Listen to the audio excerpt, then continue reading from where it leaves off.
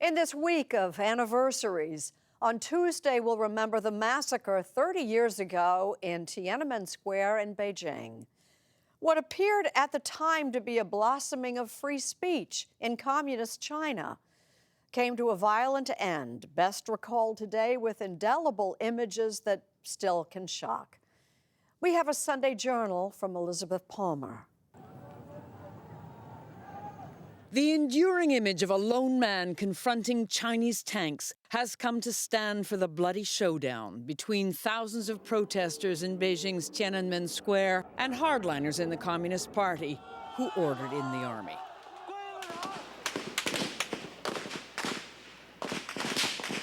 On June 4th, soldiers surrounding the square started shooting.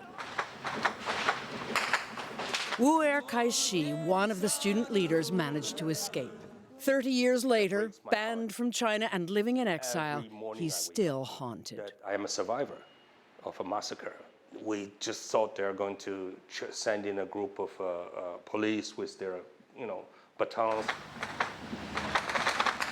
In fact, they sent in troops and tanks. Hundreds, maybe thousands, died. We went back to Tiananmen Square. Still, such a sensitive location that visitors have to show ID just to get in. Nowhere in this vast square is there any reminder of the events of 30 years ago. There's not a statue, not a monument, not even a tiny plaque. Those events have just been erased by the Chinese government from history. Just for a minute. Just watch what happened when we showed some of the Tiananmen photos to random young Chinese passers-by. Do you recognize this picture? No. Is in which country? Minutes later, the police showed up and in the end detained and held us for 6 hours. Even 30 years on, Tiananmen set a dangerous precedent.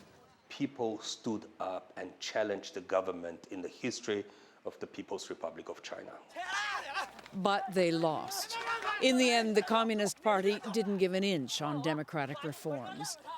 To Wu Erkai-shi, the young hunger striker who risked his life on Tiananmen Square, it hurts. Are you a heartbroken man? Yes. Yes, I have to live with the guilt. I suppose there are two ways to see it. You were part of a great and noble cause.